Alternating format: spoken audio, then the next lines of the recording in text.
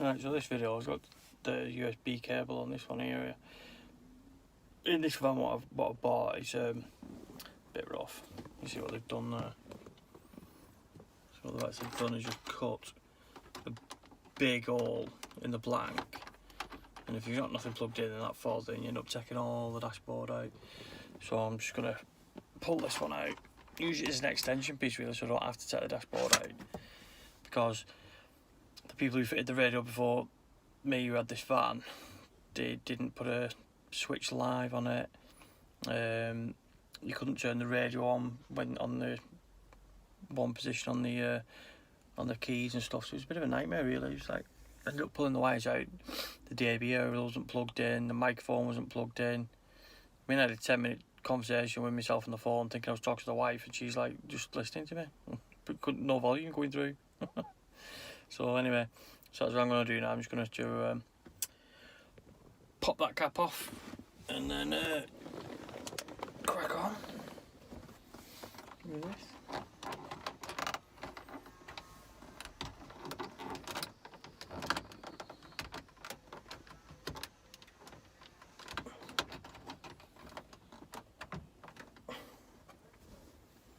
So for doing this USB, again, these trims, I got these little under remover trim tool things.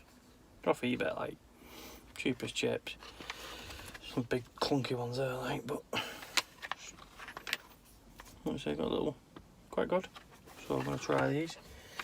Let you know in a minute if they're good or not. If they snap, in the bin they go.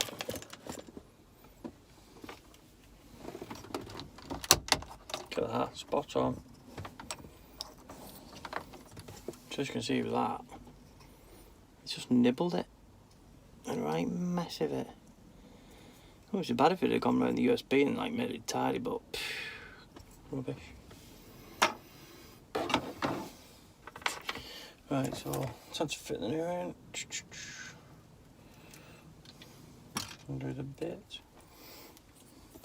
See that one there? That just plugs into the back of the stereo. That enables CarPlay, music, and all that stuff. So it's a definite must have, because like I say, it's always going to be plugged into, so if it's loose all the time, you just end up losing it down the back.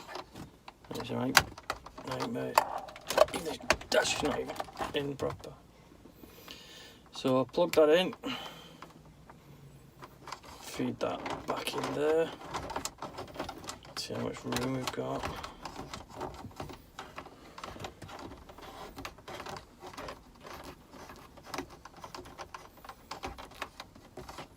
Not a bad stereo, actually. Pioneer. I mean, it's not the top of range, but it sounds quite good in it, actually, in the van for it.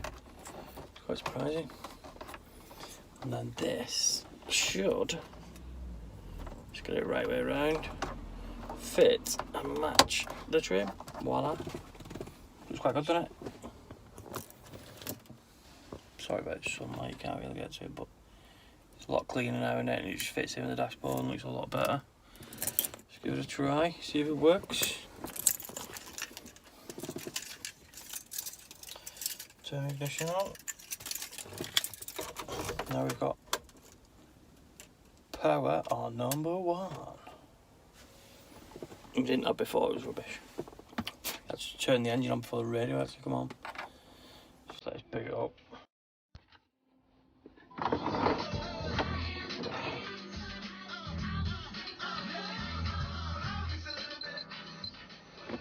Plug this in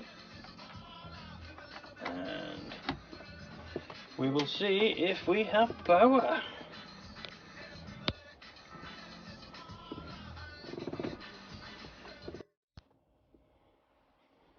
Yep, all working. Happy days.